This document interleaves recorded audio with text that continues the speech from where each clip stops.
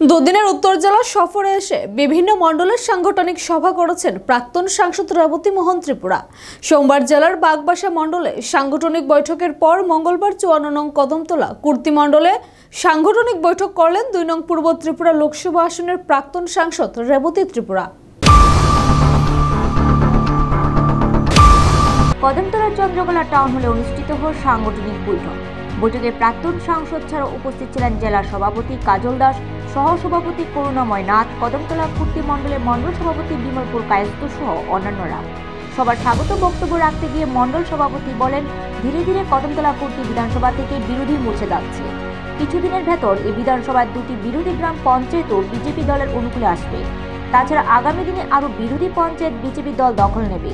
অপরদিকে প্রাক্তন সাংসদ রেবতী ত্রিপুরা এক সাক্ষাৎকারে বলেন, বর্তমানে তিনি রাজ্য কমিটির কোর কমিটির সদস্য হিসেবে বিভিন্ন মণ্ডলের সাংগঠনিক বৈঠক করছেন। মূলত দলকে মজবুত ও শক্তিশালী করতে এই সাংগঠনিক বৈঠক। তিনি আশাবাদী আগামী বিধানসভা নির্বাচনে উত্তর জেলার ৬টি বিধানসভা থেকে কমপক্ষে ৫টি বিধানসভায় বিজেপি দলের প্রার্থীরা জয়ী হবেন। তিনি আরও বলেন, ২০২৩ বিধানসভা নির্বাচনে অল্প ভোটে হেরে যাওয়া কদমতলা কুর্তি বিধানসভার বর্তমান পরিস্থিতি অনেকটাই ভালো বলে তিনি জানান। তাছাড়া এই বিধানসভায় প্রায় ২২,০০০ সংখ্যালঘু ভোটার, সেক্ষেত্রে সেদিকেও নজর রয়েছে প্রদেশ নেতৃত্বের। পাশাপাশি এদিনের বৈঠকে মণ্ডলের উদ্যোগে চুড়াইবাড়ি এলাকার পূজা পাল নামে রাজ্যস্তরীয় এক মহিলা ক্রিকেটারকে সংবর্ধনা প্রদান করা হয়। সাধারণ কার্যকর্তা প্রাক্তন হিসেবে অবশ্যই সবার সঙ্গে পরিচিতি, এটাও আমার একটা অ্যাডভান্টেজ। তো যেহেতু আমি সংগঠনের সাথে যুক্ত, তার জন্য ২ দিন ব্যাপী আজকে, গতকাল এবং আজকে আমি সংগঠনের কাজ করছি। এখানে আজকে কদমতলা কর্তৃকে রাখা হয়েছে বৈঠক, গতকাল আরেকটা বাগবাসী। তো আমাদের নাড্ডাজি সাম্প্রতিক যে ত্রিপুরা সফর করেছিলেন, সেখানে কয়েকটা নির্দেশ তিনি দিয়েছেন। তার মধ্যে একটা হচ্ছে আমাদের পার্টিকে শক্তিশালী করতে হবে, করার জন্য কিছু দিক তিনি নির্দেশ করেছেন। তারই অঙ্গ হিসাবে যেহেতু পার্টির একজন কর্মী, আমি কার্যকর্তা, তার জন্যই আজকে উত্তর ত্রিপুরা জেলার আমার ২ দিন ব্যাপী আমার সফর। আজকে এখানে একটু আগে আমার মণ্ডল সভাপতি আমাদের এই কেন্দ্রে, আপনারা শুনেছেন, উনি ২টা বার্তা দেওয়ার চেষ্টা করেছেন।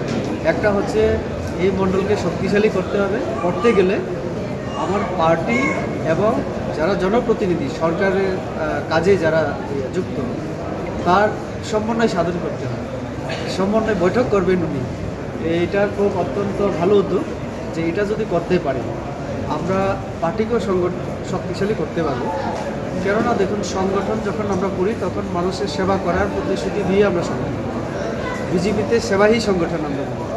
তো এখন যারা জনপ্রতিনিধি হয়েছেন আমাদের পার্টির তরফ থেকে, কেউ পঞ্চায়েতে, সমিতিতে, তারপরে জেলা পরিষদ, তো তারা যে কাজকর্ম করবেন, রাস্তাঘাট, পানি, জল, বিদ্যুৎ, সাধারণ মানুষের সুখ দুঃখের, এইগুলি যদি আরও বেশি করে আমরা পার্টির সঙ্গে বসে সমস্যাগুলিকে আমরা চিহ্নিত করতে পারি, তার সমাধানের আমরা চেষ্টা করি, সমন্বয় বৈঠক যেটা। তো আগামী দিনে পার্টিকে আরও শক্তিশালী করব।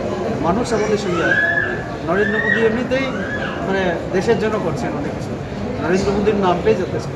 আমরা চাইছি আমাদের কর্মীরাও আরও বেশি করে জনগণের জন্য নেমে পড়ে, তার জন্য এই সম্বন্ধে এই জন্যই। নিজস্ব প্রতিনিধি রিপোর্ট, এশিয়ান টাইমস।